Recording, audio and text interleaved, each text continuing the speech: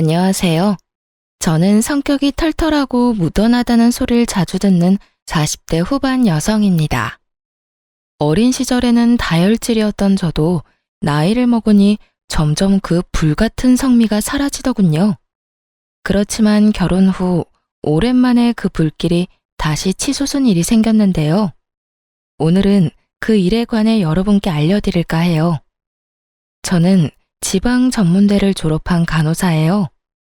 경상도 출신이지만 졸업 후 수도권에 올라와 일을 하고 있었죠. 남편은 친목 동호회를 나갔다가 알게 됐어요.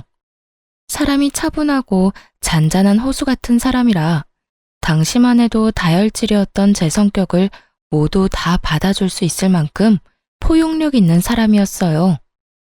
연애 3년 후 결혼을 했을 때도 저희 부부에게는 아무런 문제가 없었어요. 교양 있는 시어머니, 성격 좋고 사람 좋은 시아버지, 4살 많은 아주버님과 형님, 남편과 1살 차이 나는 서방님과 동서까지. 멀리서 볼 때는 아무 문제 없는 완벽한 가족에 가까웠죠. 하지만 이 시댁에서 구심점이 되어줘야 할 시어머니는 제가 결혼한 지 3년 만에 암 이식 수술 후 요양을 위해 강원도에 전원주택을 지어 그곳에 살게 됐어요. 혼자 가는 건 힘드니 시아버지와 함께 갔죠. 그렇게 시부모가 사라지니 그들의 본성이 드러나더군요. 동서, 친정도 멀고 많이 힘들지? 아무래도 사람 사는 곳 다 똑같다고는 해도 근본적으로 수도권이랑은 다른 부분이 많지. 여전히 지방은 시골이잖아. 그러니까 내가 앞으로 좀 더 챙겨줄게. 형님의 그 말에는 아주 작은 가시가 있었어요. 눈치가 빠른 제가 그걸 모를 리 없었죠. 딱 들어봐도 밑에 지방과 시골에 대한 멸시가 바탕에 깔려 있잖아요. 그렇지만 수도권에 오고 나서 간혹 이런 사람들을 만난 적이 있기 때문에 그러려니 하고 넘어갈 생각이었어요. 이런 거 하나하나 대응하느니 그냥 쓰레기는 쓰레기로 두는 게 속 편하거든요. 네, 고마워요, 형님. 정말 딱 그렇게만 말했어요. 가타부타 말 섞을 것도 없죠.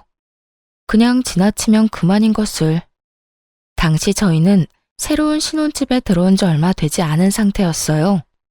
결혼한 지 3년이나 됐지만 괜찮은 집을 찾을 수 없고 아무래도 돈이 좀 모자라서 2년 반 정도 제 자취방에서 살면서 돈을 모으고 있었거든요. 그래서 이번에 들어온 새 집이 너무 좋았어요. 작은 집이었지만 제 나름의 인테리어도 하고 안에 들일 가구며 가전도 모두 제가 손수 골랐죠. 그런데 형님이 저희 이사 소식을 알고는 도와주겠다며 이것저것 챙겨주기 시작하더군요. 처음에는 커피 머신이었고 그 다음은 에어프라이어였어요. 솔직히 챙겨준 것들 모두 중고였고 그다지 필요 없는 물건들이었지만 억지로 가져다 안겨주는 그 물건들을 안 된다고 도로 돌려보낼 수 없었어요. 솔직히 그 사람 평소 행실이야 어떻든 챙겨주고자 한 건 아주버님 생각이었을 수도 있으니까요. 게다가 성의를 무시하는 것도 좀 그랬어요. 좋은 의도라고 생각하기로 했죠. 그런데 뒤로 갈수록 좋은 의도가 아닌 것 같더라고요. 그러다가 결국 일이 터졌죠. 동서, 이거 받아. 내가 저번에 동서 집에 가보니 밥솥이 4, 5인용이더라고. 우리 집 밥솥은 10인용이니 손님 많이 왔을 때도 덜 불편할 거야. 계속 쓰고 있기 그렇잖아. 저희한테 주시면 형님네는요? 10인용이면 저희야 좋기는 한데. 살짝 거부감이 생겼어요. 솔직히 여태 형님이 챙겨준다고 해서 받은 것들은 상태가 썩 좋지 않았거든요. 커피 머신, 토스트기, 선풍기, 에어프라이어, 튀김기. 거의 대부분이 본인이 쓰다가 준 것들이었어요. 처음 한두 번은 깨끗하게 해서 주는 것 같더니 그 뒤부터는 점점 먼지 쌓인 것 그대로 주더군요. 게다가 거절할 틈도 없이 무조건 가져와서 안겨주니 받지 않을 수도 없었고요. 여하튼 또 그런 일이 생길까봐 저도 마음 졸였죠. 얼마 전에 친정에서 밥솥을 하나 해왔어. 기존에 쓰던 것도 몇 개월 안 됐으니 동서한테 줄게. 어차피 이것저것 많이 아끼고 있지? 아, 고마워요, 형님.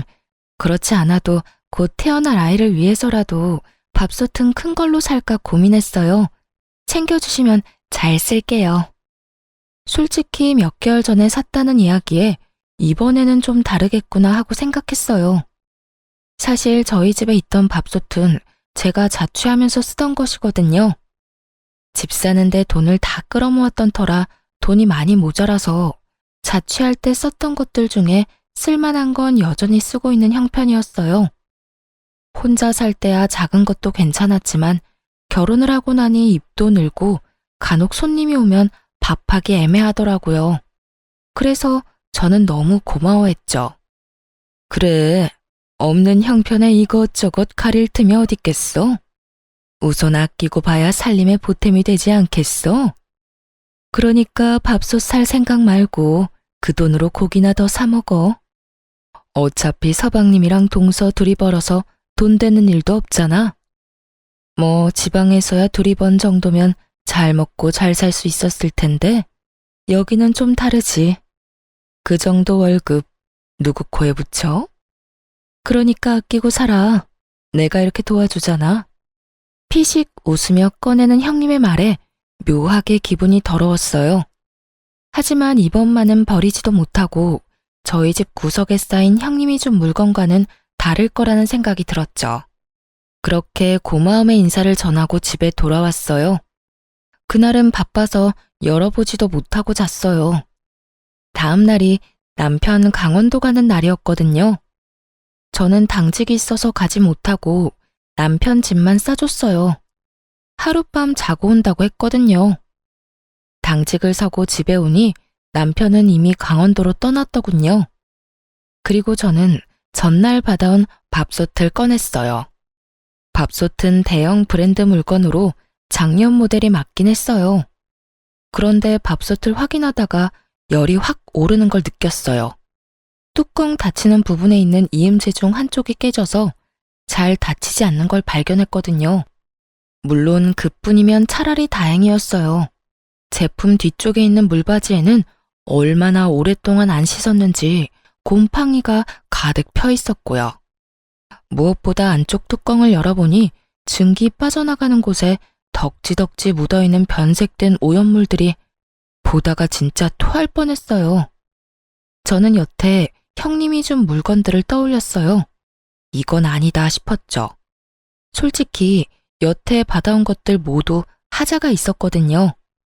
결국 안 되겠다 싶어 형님에게 전화를 했어요. 형님, 전화통화 괜찮으세요? 밥솥 써봤어? 잘 되지? 조금 문제가 있는 곳이 있지만 그래도 동서 상황이면 그것도 감지덕지지. 안 그래? 다 알고 보낸 거더라고요. 실수였거나 모른다고 했으면 다음부터는 이런 거 안 줘도 된다고 이야기만 하고 끊을 생각이었거든요. 설마 문제 있는 거 알고 보내신 거예요? 형님, 제가 여태까지 아무 말 안 했는데 정말 너무하시네요. 여태껏 챙겨주신다면서 저한테 말도 없이 가져와서 주신 것들 다 문제 있는 제품들이었어요. 깨끗하지도 않았고요. 제가 달라고 하지도 않았는데 그딴 쓰레기 건네주고 선심 쓰듯 착한 척 하시는 거 솔직히 기분 더럽거든요. 이번에도 마찬가지예요. 동생 내외에게 선심을 쓰고 싶거든 물건 상태가 어떤지 확인은 하고 보내셔야죠. 뭐? 동서, 지금 그게 나한테 할 말이야? 내가 동서 생각해서 준 거잖아. 그리고 막말로 싫다고 했으면 내가 안 줬겠어? 공짜 좋아해서 다 받아간 건 동서지. 제가 공짜를 좋아해서 받아갔다고요? 상대방 성의를 무시할 수 없어서 받아간 거라고요. 지금 그 물건들 한 번도 안 쓰고 구석에 처박혀 있고요. 그리고 다짜고짜 가져와서 안겨주면 거절하지 말라는 소리랑 뭐가 달라요? 그것도 어른들 가족들 있는 데서 그러시는데. 아니, 동서는 잘해줘도 난리야? 얻어쓰는 주제 그럼 새 것처럼 반짝거릴 거라고 생각했어? 웃기네. 동선의 집이 능력 안 돼서 그런 거 해올 형편 못 되는 거면 동서 본인을 탓해야지. 그래서 누가 그렇게 없는 사람처럼 하고 있으래? 없어 보이니까 내가 안 쓰던 거 다 챙겨준 거잖아. 솔직히 말씀하세요. 그거 폐기물 버리는데 돈 아까워서 우리 집에다 버린 거 아니에요? 선심 쓰는 척 할 수도 있고 돈도 아끼고 딱 봐도 폐기물인데. 말 다 했어? 동서 그렇게 안 봤는데 사람 참 아나무인이네. 당돌하게 윗사람한테 전화해서 이러는 것도 웃기고. 내가 동서 친구야? 화났는 일 있으면 막 화내도 되는 그런 친구냐고. 그런 일이 있더라도 좋게 말하면 되지 왜 전화 와서 사람 기분 상하게 난리야? 시골에서 올라와서 아무것도 모르는 것 같아 챙겨주려고 했더니 호강에 겨워서는. 필요 없으면 다 버려. 누가 뭐래? 네, 알겠어요. 그럼 제가 알아서 다 버릴게요. 그러고 전화를 탁 끊어버렸어요. 주변을 둘러보니 쌀을 담았던 아대자루가 보이더군요. 시골에 농사 짓는 친척분이 보내주신 쌀 포대였는데 여기까지 오느라 여기저기 찢어지고 더러워졌지만 물건 넣는 데는 별 문제 없어 보였어요. 저는 그 포대자루에 형님이 줬던 물건을 싹 다 넣었어요. 준 성의가 있어서 무시하지는 못했지만 쓰기에는 더러워 한 번도 써본 적은 없던 쓰레기들을요. 그리고 포대자루를 질질 끌고 차에 실었어요. 버려달라니 그 말 그대로 해줄 생각이었어요. 하지만 제 집은 아니었죠. 저는 형님 집으로 차 타고 열심히 달렸어요. 그리고 꽤 오래전에 형님이 알려준 아파트 현관 비번을 눌렀죠. 바뀌지 않았던 건지 열리더군요. 그리고 엘리베이터를 타고 올라가 형님 집 문 앞에 그 포대자루를 놔두고 나왔어요. 제 것도 아니고 사용한 적도 없는데 왜 제가 제 돈 주고 버려야 하나요? 버려달라는 사람이 버려야죠. 그렇게 집에 와서 개운한 마음으로 쉬는데 아주버님에게서 전화가 왔어요. 네, 아주버님. 어쩐 일이세요? 그 일랑 강원도 가신다고 들었는데요. 아니, 재수씨. 한 가지만 물어보려고 전화했어요. 혹시 우리 와이프가 재수씨한테 준 물건들 상태 확인된 거 사진 있습니까? 아, 그거요? 그럼요, 있죠. 전부 다 사진은 찍어놨어요. 혹시라도 나중에 버렸을 때 왜 버렸냐고 화내시면 들려드릴 말은 있어야 하잖아요. 그렇게 이야기하는데 아주버님 목소리 뒤로 엄청 시끄러운 소리가 들리더군요. 형님의 목소리였어요. 혹시 형님이랑 같이 계세요? 아니요, 그게 아니라 강원도인데 우리 와이프가 동생한테 전화해서 화내는 바람에. 어떤 상황인지 대충 감이 왔어요. 제가 반품한 쓰레기를 확인하고 형님이 저희 남편에게 전화해서 생난리를 치고 있더군요.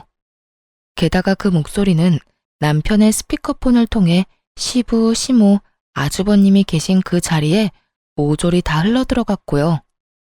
남편이 말할 틈도 주지 않고 오디오를 꽉꽉 채우는 형님을 보며 자기 무덤 열심히 파고 있구나 하는 생각이 들었어요. 속으로 진짜 고소했거든요.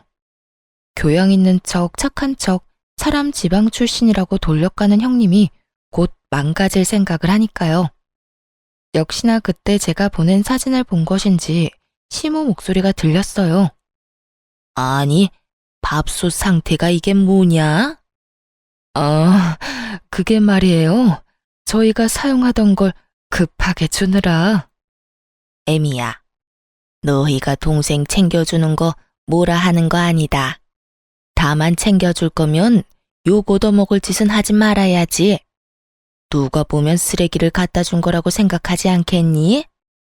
아무리 선의로 한 일이라도 이런 물건을 가져다 주면 아무도 감사하지 않을 거다. 도대체 첫째는 무슨 생각으로 이걸 둘째한테 갖다 준 거냐?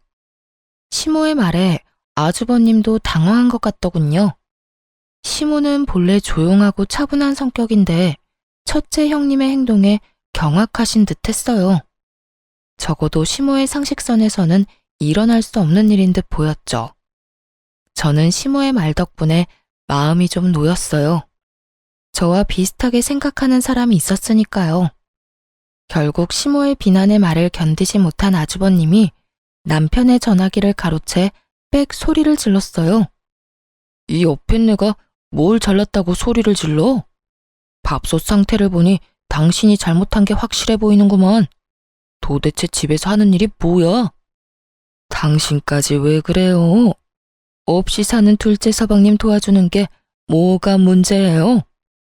당신도 쓸데없이 자리만 차지하는 물건 처분할 수 있다고 좋아할 때는 언제고? 내가 언제 그런 말을 했어? 발뺌 할 거예요? 그만! 지금 여기가 어딘 줄 알고 언성을 높여? 지금 어머니 아버지 이 전화 다 듣고 계시거든? 말 좀 예쁘게 해. 지금 하고 있는 이야기가 모두 시부모 귀에 들어갔다는 걸 알자마자 형님은 급격하게 아무런 말도 하지 않았어요. 아니, 아예 입을 다물었죠. 성질 좀 죽여. 내가 봐도 밥솥은 너무했어. 다른 것들도 많이 낡았고. 당신이 좋은 일 한다기에 내가 말리지 않았지만 신경 안 썼다고 이런 식으로 하면 안 되지. 앞으로 절대 이런 일 없도록 해. 그러고 남편 전화가 끊긴 모양이었어요. 그리고 아주버님이 저한테 말하더군요. 재수씨, 내가 신경 못 써서 미안해. 우리 와이프도 나쁜 뜻으로 그런 거 아닌 거 알지? 내가 따끔하게 혼내놨으니 다음부터는 안 그럴 거야. 아주버님이 제게 사과하며 전화가 끊어졌어요. 나중에 집에 돌아온 남편에게 물으니 제가 들은 것보다 더 대단했다고 하더군요. 전화하자마자 서방님 어쩌면 이럴 수 있냐? 동서가 해도 너무하지 않냐? 그렇다고 쓰레기를 우리 집 앞에 버리면 어쩌냐 해서 스피커폰으로 돌린 거래요. 쓰레기를 우리한테 버린 건 생각도 안 하고 지금 당신한테 화낸 거야? 형님도 진짜 너무하시네. 나랑 싸웠으면 나랑 끝을 내야지. 왜 당신한테 전화를 해? 내가 쉬워 보였겠지. 형님이랑 같이 강원도 가는 거 깜빡하신 모양이더라. 알고 있었으면 나한테 그런 소리 했을까 싶어. 미안해. 괜히 당신 기분 나쁜 소리 듣게 만들었네. 당신이 사과할 게 뭐가 있어. 이게 다 우리가 너무 좋게만 생각해서 그런 거지. 앞으로는 그런 거 준다고 해도 받지 말자. 우리가 달라고 한 것도 아니고. 그런 걸 주고도 상대방이 감사해야 할 거라는 생각은 도대체 어떤 머리에서 나오는 건지 모르겠네. 남편도 저도 공감하는 말이었어요. 그렇게 그 뒤로 저희 가족과 형님네 가족은 그런 일로 싸울 일은 없게 됐죠. 쓰레기는 자기들이 돈 내고 버려야죠. 왜 남의 집에 쓰레기를 버리나요? 여하튼 그 뒤로 형님과 얼굴 마주칠 때마다 서로 정색하는 어색한 사이가 됐어요. 솔직히 저야 속 편했죠. 매번 지방 시골 이야기하면서 사람 까는 말 듣고 있는 것도 하루 이틀 일이지 이젠 그 말 안 들어져 좋더라고요. 그렇게 형님과는 서로 간섭하지 않기로 은연중에 정리가 됐는데 동서는 또 다르더군요. 동서는 수도권에 있는 좋은 대학을 나와서 대기업에 취직한 재원이었어요. 본인의 학교나 직업에 대한 자부심도 대단했고 무엇보다 저와 동갑이라서 결혼 직후에는 저의 그런 정보를 얻으려고 엄청 애썼어요. 둘째 형님은 대학교 어디 나오셨어요? 저희 친정에서 학교 다녔어요. 어차피 전문직이라 기본만 배우고 실습이나 경력을 어디서 쌓느냐에 따라 또 다르거든요. 병원도 요새는 세분화돼서 잘 나뉘어져 있어서. 그렇게 생각하시면 안 되죠. 그래도 학벌과 지연이 얼마나 중요하고 많은 부분을 차지하는데. 그렇지 않아도 저희 회사 지잡대 나온 직원 한 명 있거든요. 우리가 하는 대화에 끼지도 못하고 무슨 말인지 알아듣지도 못해요. 게다가 묘하게 눈치도 없어서 상황 파악도 못하거든요. 뭐 지잡대 나왔다고 다 그런 건 아니겠지만 대부분은 그런 사람들이니까요. 동서의 말을 듣는 내내 표정 관리하기 어려웠어요. 솔직히 지방에서 대학 나온들 뭐 그런 사람들은 외계에서 왔나요? 지금 당장 지나다니는 사람 중에 지방대 출신인 사람 골라보라고 해도 못 고를 게 분명해 보이는 동서에 쓸데없는 아는 척에 저는 동조해주기도 싫어서 대답도 안 했죠. 그런데 갑자기 그러더라고요. 그러고 보니 형님도 경상도 출신이었죠. 그 사람도 그렇던데. 혹시라도 같은 동네 주민이었으면 죄송해요. 제가 요즘 그 사람 때문에 너무 힘들어서 말이 그냥 막 나와버렸네요. 정말로 신경을 살살 긁는 재주가 있더라고요. 그래서 저도 말해줬죠. 경상도가 워낙 커서 아마 제 지인은 아닐 거예요. 그리고 그런 부분에서는 걱정하지 말아요. 지방 사는 사람들도 그런 말들 하거든요. 무슨 말을 해요? 그 수도권 사는 사람들요. 눈 뜨고 있어도 코 베어가는 사람 수두룩하니 믿지 말라고요. 그리고 서울 깍쟁이라는 말이 왜 있겠어요?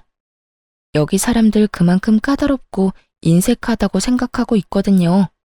솔직히 별것도 아닌 걸로 등급 나눠서 사람 차별하는 것도 어떤 한 사람 때문에 잘 알고 있기도 하고 틀린 말도 아닌 것 같고요. 아, 미안해요. 서로 까는 거 피차 일반이니까 깔끔하게 동서도 저도 서로 미안해하지 않기로 해요. 그럼 됐죠?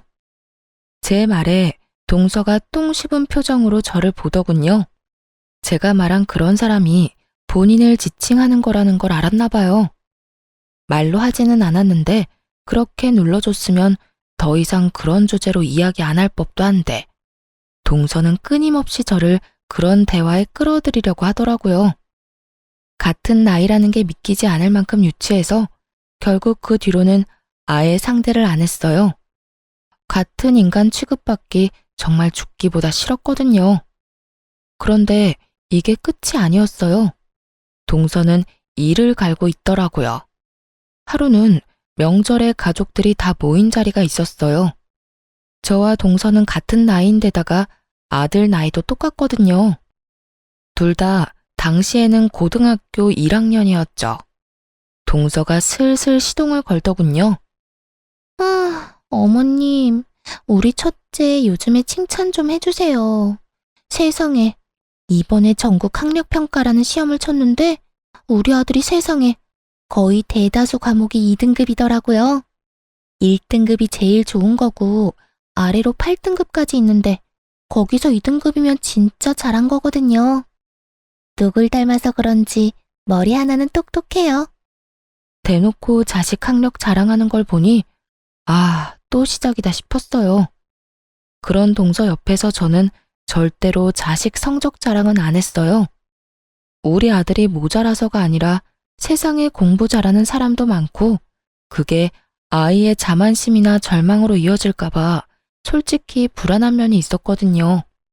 그래서 어딜 가든 저는 저희 아이들의 인성을 칭찬하면 칭찬했지 학업 성취로 칭찬한 적은 없었어요. 사람들이 없을 때 잘했다고 과하게 칭찬해주는 건 있었지만요. 형님이 듣고 있다가 부러워하면서 대답하더라고요. 어머, 막내 동서 진짜 좋겠다. 우리 아들은 공부를 영 안 해서 망쳤잖아. 좋은 대학 졸업 못할 것 뻔하니까 그냥 대충 구색 맞추기로 대학 갔다가 졸업과 동시에 사업하는 제 아버지 밑에서 일 배우라고 하려고. 근데 걔는 어느 대학 가고 싶어서 그래? 아직 진로는 이르죠. 3년 남았고 이 정도 성적이면 어딜 가도 갈 수 있을 테니까. 어떤 곳이든 제가 밀어줄 생각이에요. 될성부른 떡잎은 알아본다니까요. 참 김칫국도 시원하게 들이키고 있더군요. 물론 잘하는 아이가 계속 잘할 수도 있지만 굳이 그걸 입 밖으로 내지 않는 게 더 좋을 텐데 왜 저러나 싶었어요. 그런데 동서가 제 눈치를 살살 보더니 결국은 제 아들 이야기를 꺼냈어요. 그러고 보니 둘째 형님네 아들은 어때요? 전국 평가라서 둘째 형님네 아들도 시험 쳤잖아요. 시험 점수는 잘 나왔어요? 내가 듣기로는 사교육도 안 시킨다는데 그래가지고 되겠어요? 모름지기 교육은 선행이 필요해요, 선행이. 이제 와서 시작해도 다 늦은 거 아시죠? 게다가 보세요. 사촌지간의 동갑인데 얼마나 기분이 안 좋겠어요? 사춘기 남자애가 얼마나 상처받을지. 그래도 형님은 성적 같은 거 중요하게 생각 안 하잖아요. 그게 속 편할 수 있죠. 자식 앞날에는 크게 도움 안 되더라도 편하긴 하잖아요. 안 그래요? 정말 몰상식하고 속 끓는 소리 하는 데는 1인자더군요. 제가 한숨을 푹 쉬자 듣고 있던 시모가 동서에게 한마디 했어요. 막내야, 애들끼리 비교하는 거 아니다. 왜 경쟁의식을 부추기고 있어? 애들마다 특성도 다르고 잘하는 것도 다른데 왜 그거 하나로만 판단하니? 너한테 그게 중요하다고 해서 다른 사람에게도 중요할 거라고 생각하는 건 착각이고 오만이지. 애들이 듣기라도 했으면 어쩔 뻔했니? 어머, 죄송해요. 전 그런 생각은 못했네요. 그냥 학업 신경 안 쓰는 형님네가 너무 불안해서 저도 모르게 한 소리 해버렸네요. 죄송해요, 형님. 죄송하다고는 말하지만 눈빛에는 자기가 이겼다는 우월감으로 가득 차 보이더군요. 괜찮아, 동서. 내가 우리 아들 성적에 크게 신경 안 쓰는 건 맞는 말인데 뭐. 근데 그런 시험 있었다는 것도 몰랐네? 아들, 잠깐만 이리 와봐. 네, 엄마. 너 이번에 전국 학력평가? 뭐 그런 시험 친 거 점수가 어떻게 나왔니? 엄마가 잘 기억이 안 나네? 사실 알고는 있었어요. 우리 아들 성적이 잘 나온 거. 제가 엄마인데 왜 모르겠어요. 아, 이번에는 운이 좋았는지 전 과목 1등급 나왔어요. 저번에는 1, 2등급 섞여 있었는데 이번에 인강이 좀 도움된 것 같기도 해요. 어머, 그랬어? 잘했어, 잘했어. 지금 뭐 하고 있었어? 여름방학에 영어학원 다녀보려고요. 아직 1학년이라서 회화학원으로 다녀보고 싶어서 알아보는 중이에요. 입시나 시험 대비 영어는 2학년이나 3학년 방학에 들으면 될 것 같고, 일단 좀 더 자연스러운 영어를 접해볼 생각이에요. 누구 아들인지 똑부러지게 말하더군요. 제가 말하지 않아도 아들은 자기에게 뭐가 필요한지 정확히 알고 있었어요. 물론 그렇게 계획적으로 키운 건 저였지만요. 아들을 방으로 들여보내고 꿀먹은 벙어리가 된 동서에게 제가 웃으며 말했죠. 우리 아들이 외탁을 한 것 같아요. 사실 여태까지 말씀드릴 일이 없어서 말 안 하고 있었는데 저희 부모님 두 분 다 교육직에 몸담고 계셨거든요. 오빠도 의사고 여동생도 변호사라. 솔직히 저희 가족 중에 저만 공부하는 거 별로 안 좋아했어요. 그런데도 우리 아들 머리 좋은 거 보면 아무래도 삼촌이나 이모 영향을 많이 받은 것 같아요. 제가 그렇게 말하자 시모가 고개를 끄덕이더군요. 시모는 알고 있었거든요. 저희 집안에 고학력자가 많다는 걸요. 그리고 제가 그걸 말하는 걸 그리 좋아하지 않는다는 것도요. 솔직히 집에 잘난 사람 많으면 필연적으로 쭉정이 하나쯤은 생기고 그게 우리 가족 중에서는 저였거든요. 그렇다고 제가 사랑을 못 받은 건 절대 아닌데 상대적 박탈감을 많이 느꼈었죠. 그리고 아들이 커감에 따라 그 박탈감을 많이 회복했고요. 아들이 잘 되니 제가 잘 되는 것처럼 마음이 편안해졌으니까요. 어쨌든 자기 아들과 동갑인 제 아들이 실력이 더 좋다는 걸 알고 난 뒤 동서는 그 뒤로 학업과 관련된 이야기는 전혀 하지 않았어요. 세상에는 뛰는 놈 위에 나는 놈 있다는 걸 손수 몸으로 겪었잖아요. 제가 아들 성적 자랑 안 하는 건 이런 사태를 미연에 방지하기 위한 것도 있어요. 애 성적 자랑하다 상대방에게 발리면 그것만큼 쪽팔리는 것도 없거든요. 그것도 본인이 먼저 도발했다고 친다면 말이죠. 그렇게 저는 저와 맞지 않는 두 사람을 저와 멀리 떨어뜨리는 데 성공했어요. 남편과 헤어질 수는 없으니 그 사람들을 최대한 멀리하는 것 말고는 저의 내적 평화를 유지할 방법은 없었죠. 뭐 그건 그거대로 나쁘지는 않았어요. 명절, 부모님 생신 이런 때 제외하고는 거의 만날 일이 없으니까요. 그런데 어느 날 시부가 쓰러졌다는 연락을 받게 됐어요. 아파서 강원도에서 요양을 하고 있는 건 시모였는데 갑작스레 시부가 쓰러진 거죠. 뇌경색이었고 다행히 장보러 시내에 나와 있던 터라 일찍 발견돼서 병원으로 갈 수 있었어요. 다행이었죠. 최대한 골든타임은 지켰으니까요. 하지만 강원도에는 시모와 시부뿐이었고 시부가 다치니 요양 중인 시모가 시부의 간병을 해야 했어요. 물론 간병보험을 들어서 간병인을 쓰기도 했지만 모든 시간을 간병인이 봐주는 건 아니니까요. 게다가 좀 더 전문적인 치료를 위해서 시모는 서울로 시부를 옮기고 싶어 했어요. 결국 두 분 모두 강원도 생활을 간단히 정리해두고 서울로 올라오셨어요. 애초에 처음 강원도에 가실 때 서울에 가지고 있던 집을 팔고 갔던 건 아니었어요. 시부가 모아놓은 돈으로 강원도에 전원주택을 지었고 살고 있던 집은 당시 막내 도련님 결혼과 동시에 전세를 싸게 내줬거든요. 그래서 시부를 병원에 입원시키고 나면 시모가 거주할 만한 곳이 딱히 마땅찮았어요. 그날은 시모가 저희 삼형제 내외를 모두 부른 날이었어요. 너희 아버지 입원하고 나면 병수발은 나와 간병사가 될 거다. 간병인은 간병보험 등거에서 나오지만 24시간 붙어 있는 게 아니니 당연히 나도 너희 아버지 수발 들어야 해. 그러려면 내가 여기에 머물 곳이 필요한데 너희 세 형제들 집 중에 한 곳에서 머물렀으면 하는구나. 자식이 셋이나 되는데 누구 하나는 같이 살 사람 있지 않겠니? 시모 말에 일순 그 공간이 조용해졌어요. 그러더니 형님이 갑자기 막내 동서를 바라보며 말하더군요. 어머님, 제 생각에는 막내 동선에서 지내시면 될 것 같아요.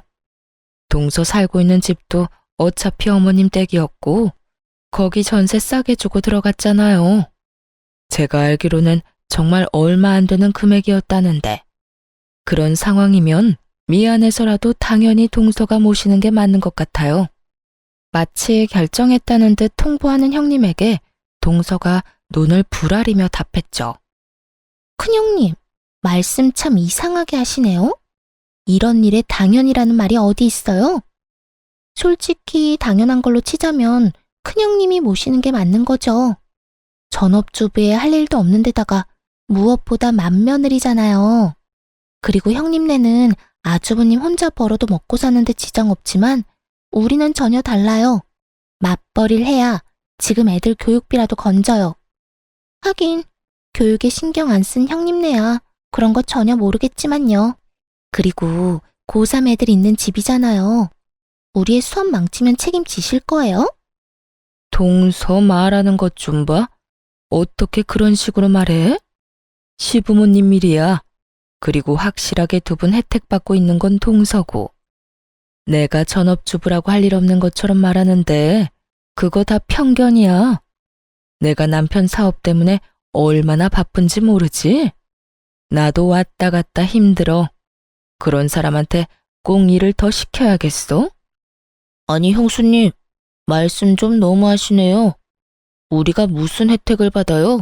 우리도 돈 내고 그 집에서 사는 건데. 생각을 좀 하시고 말씀하세요. 야, 너 네 형수한테 그게 무슨 말버릇이야? 그리고 너희 전세 가격이 근방에서 제일 싼 건 알아? 네가 부모님 아니었으면 그런 집에서 살 수 있었겠어? 나 같으면 부끄러워서라도 내가 모시겠다고 하겠다. 결혼하면서 돈 한 푼 없어서 부모님 손 벌린 주제에. 형님, 말 다 했어요? 어느새 첫째 형님과 동서의 다툼은 첫째 아주버님과 서방님의 싸움으로 번졌고 두 사람이 멱살을 잡으며 누가 잘했니 못했니 옥신각신하고 있었어요. 결국 누구 하나 피볼 것 같으니 남편이 깜짝 놀라 두 사람을 말리고 들었죠. 형님, 막내야, 그만 좀 해. 어머님 보시는 앞에서 이게 무슨 주대야? 둘째, 네가 하면 되겠네. 재수씨 간호사라 수발도 잘 될 거고 집에 무슨 일 생기면 처치도 빨리 할 수 있을 거 아니야. 그냥 너희 집에서 모시면 되겠네. 맞아. 형네가 모시는 게 맞는 거네. 간호사 며느리 뒀다 어딨어? 이럴 때 쓰는 거지. 그렇게 싸우다 우리 쪽으로 불통을 투하하더군요. 솔직히 현실성 없는 이야기라서 가만히 있었는데 결국은 우리 쪽으로 몰더군요. 솔직히 정말 하기 싫었어요. 환자 치료에 감정 노동까지 하는 간호사 일이 만만치 않다는 걸 아무도 모르더군요. 저도 일하고 난 뒤에는 집에서 손가락 하나 까딱하지 않고 쉬고 싶은 사람이었죠. 그런데 그렇다고 아픈 어르신 둘 데리고 또 죽어도 못 해드린다 말하고 그러는 것도 좀 인간적으로 아니라고 생각했어요. 그렇지만 저희도 사정이 그리 좋지만은 않았죠. 집은 23평이고 건장한 아들이 둘이나 있는 집이었죠. 코딱지만한 방 3개를 아들 둘과 부부가 나눠 쓰고 있었거든요. 아무리 봐도 시모를 모실 자리가 없었어요. 저는 깊은 한숨과 동시에 남편에게 물었죠. 돈 많이 벌 자신 있어? 어머님 모시려면 좀 더 큰 집에 가야 해. 이 평수로는 거의 답도 안 나와. 저는 시모를 모시지 않겠다고 말하진 않았어요. 다만 현실적인 문제를 말했죠. 만약 당장이라도 큰 집에 갈 수 있다면 모시는 것도 가능할 것 같았거든요. 안 되면 대출 받으면 되지. 기존 대출 거의 다 갚아가잖아. 아니면 이 집도 가격 많이 올랐으니까 팔고 조금 더 외곽에 있는 큰 집을 대출 끼고 사도 되고. 그리고 나 많이 도와줄 거지? 나 혼자 모든 걸 감당하게 하지만 않으면 나도 2분 모시는 거 괜찮아. 당연하지. 내가 많이 도와줄게. 지금도 많이 도와주고 있잖아. 정말로 남편은 저를 잘 도와주는 사람이었고 약속까지 하니 마음이 좀 놓였어요. 그래서 제가 시모에게 말했죠. 그이가 많이 도와준대요, 어머님. 그럼 저희 집에 가세요. 당분간은 좀 좁아서 힘드시겠지만 조만간 좀 더 큰 평수 알아볼게요. 제가 그 말을 하자마자 형님과 동서, 아주버님과 서방님 얼굴에 환한 웃음꽃이 피더군요. 수발 안 들어서 기분 좋은 건지는 모르겠지만 너무 속 보이는 모습에 눈살이 다 찌푸려지더라고요. 그런데 그 모습을 다 지켜본 시모가 제 손을 꼭 잡으며 말하더군요. 그래, 고맙다. 둘째 네가 참 힘든 선택을 했구나. 그런 의미에서 나도 그냥 너희 집에 얹혀 살며 수발만 받을 수는 없잖니. 그러니 내 강원도에 있는 전원주택 바로 정리하마. 그거 판 돈 둘째 너한테 줄 테니 지금보다 더 크고 교통도 편리한 집으로 이사 가자. 그 이야기에 저도 눈이 동그래지고 다른 사람들은 완전 사색이 됐어요. 시모가 살고 있던 전원주택 가격이 거의 10억이 넘어갔거든요. 고급 전원주택의 2층 집, 대지도 넓어서 가격이 못해도 10억쯤 나온다고 했거든요. 저는 슬쩍 형님과 동서의 얼굴을 살폈는데 순간 웃겨서 뿜을 뻔했어요.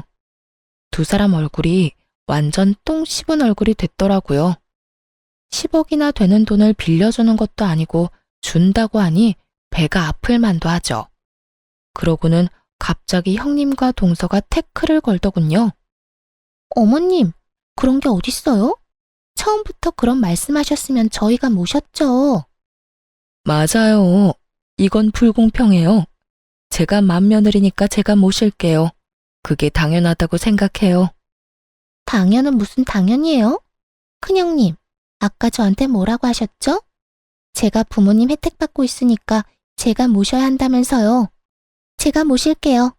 그러니까 어머님, 저희 집으로 오세요. 정말 속안이 투명하게 비칠 만큼 날 것 그대로의 속 보이는 반응이었어요. 서로 자기가 하겠다고 우기더니 갑자기 둘이서 또 저를 공격하더군요. 얌전한 고양이 부뚜막에 먼저 올라간다더니 이것 봐요. 얌전하게 생겨서 어머님 돈 때문에 수발든다고 한 거니까 거기에 속지 마세요. 네, 큰형님 말이 맞아요. 어머님이 이렇게 교양 있으신데 저런 지방대 출신에 교양 없는 지방 사람이랑 같이 있으면 어머님한테 도리어 안 좋아요. 둘째 형님, 돈 욕심 낼 생각 말고 어머님 저희한테 맡기세요. 아시겠어요? 참으로 당당하더군요. 뭐가 그렇게 당당한지 저는 눈꼽만큼도 모르겠던데 말이죠.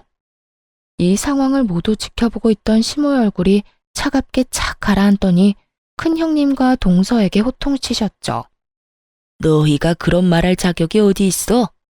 이미 너희 둘은 기회를 영영 잃었어.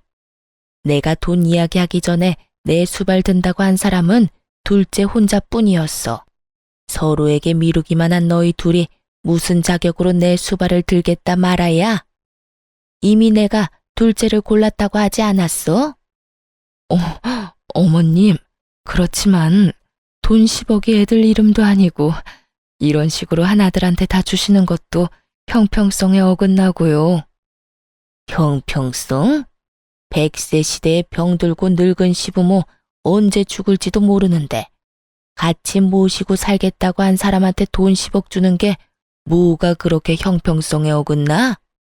그리고 두 사람이 원하지 않았잖아. 싫다며 서로에게 떠넘긴 주제에 돈 10억이 그렇게 아쉬워? 그 돈 노동비야. 내가 주는 월세이기도 하고 일찍 죽으면 또 모를까 오래 산다면 짐밖에 안 되는 늙은이 잘 봐달라는 뇌물이기도 하고 그런 돈을 왜 날 돌보지도 않은 너희들한테 나눠야 해? 미리 경고하는데 이번 일 그냥 지나가지는 않는다. 앞으로 있을 유산 상속, 증여, 유언장 작성에 큰 영향을 줄 거니까 알고나 있어. 유산과 증여라는 말이 나오자 이번에는 아주버님과 서방님 얼굴이 사색이 됐어요. 여보, 그만해. 어머님 앞에서 이게 무슨 짓이야? 제발 처신 좀 똑바로 하라고. 당신도 제발 나대지 좀 마. 어머니가 어련히 알아서 잘하시려고 어서 둘째 형수님한테 사과해.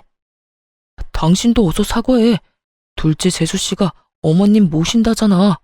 고맙다고 인사하고. 두 남편이 다그치자 결국 형님과 동서는 하기 싫은 표정이 역력한 채로 제게 사과의 말을 꺼냈어요. 강요로 점철된 들으나 마나한 사과를 듣고 저도 괜찮다고 말해줬어요. 이날 이후로 저는 시모가 전원주택 팔아서 마련한 돈과 대출을 좀 껴서 더 큰 집으로 이사가게 됐어요. 큰 집은 방도 4개고 병원도 가까워서 시부모님 모시기에도 괜찮았죠. 집 이사를 한 지 반년 만에 시부가 저희 집으로 왔어요. 처음에는 어른 두 분을 모시게 돼서 집이 좀 예민해지지 않을까 생각했는데 생각보다 분위기가 좋더라고요. 서로의 영역도 터치를 안 하니 그것도 좋았고요. 제가 바빠서 못하는 부분을 어머님은 잔소리 없이 해주셨어요. 원래 그런 분이시거든요. 차분하고 이해심 넓은 진짜 어른 같은 어른이요. 저도 항상 죄송해서 말씀드리면 돈 벌면서 육아도 잘하고 집안일까지 잘하는 완벽한 사람은 없다고 말해주셨어요. 어찌나 고마운 말씀인지. 보통 시모들은 무조건 완벽을 원하잖아요. 하지만 우리 시어머니는 그런 완벽보다는 노력을 더 좋아하셨어요. 그래서 분위기가 더 좋았던 건지도 모르죠. 태어난 시부는 병으로 좀 어눌해지고 몸 상태가 좀 나빠지기는 하셨지만 특유의 쾌활한 성격은 여전하시더군요. 저랑 개그 코드나 식성이 잘 맞는 것도 좋지만 둘째와 죽이 잘 맞으시더라고요. 같이 게임 같은 것도 하고 산책도 같이 나가는 거 보니 너무 좋았어요.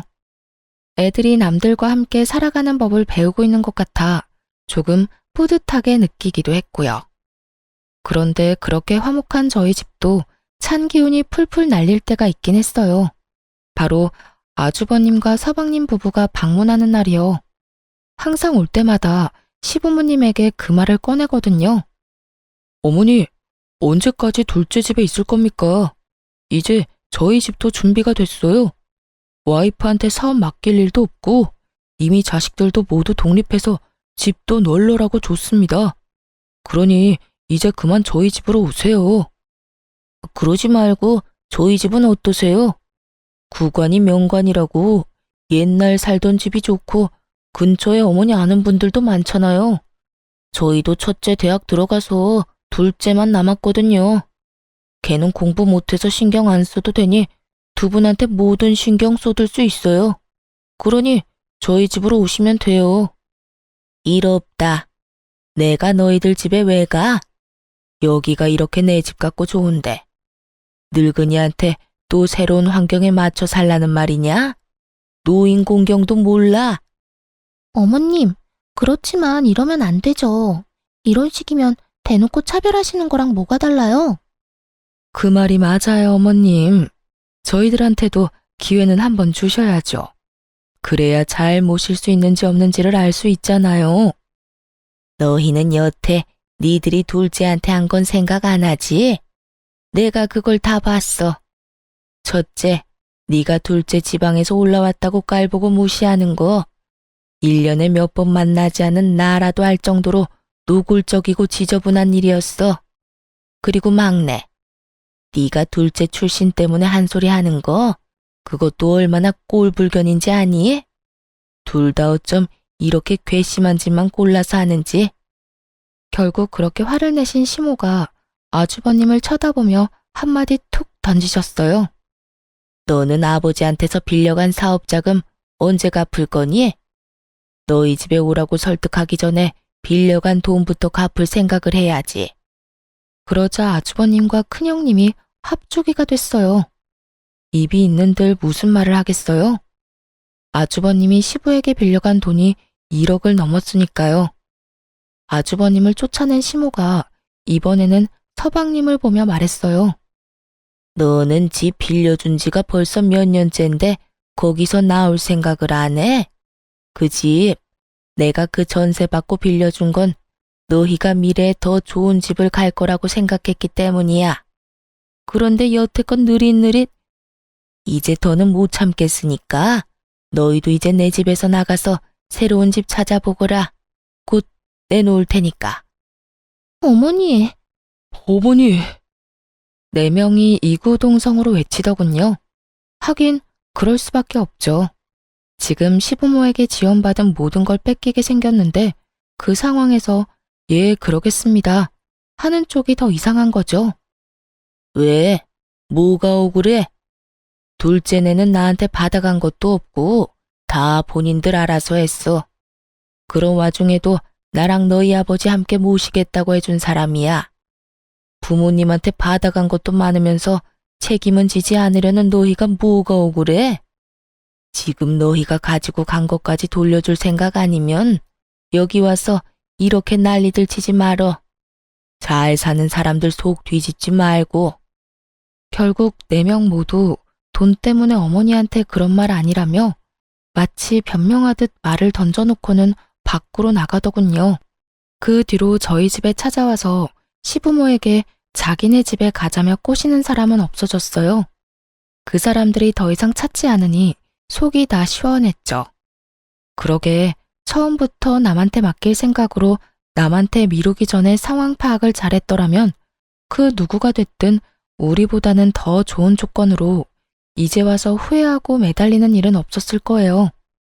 그저 눈앞에 귀찮은 일만 치워보자고 남한테 미루다가 결국은 알짜배기도 모두 뺏기고 본인들 것이라 생각한 것도 뺏기게 생겼으니 말이죠. 저는 처음에 형님과 동서가 저를 차별하거나 괴롭힐 때 시모가 너무 지켜보고만 있으신 거 아닌가 하는 생각을 할 때가 있었거든요.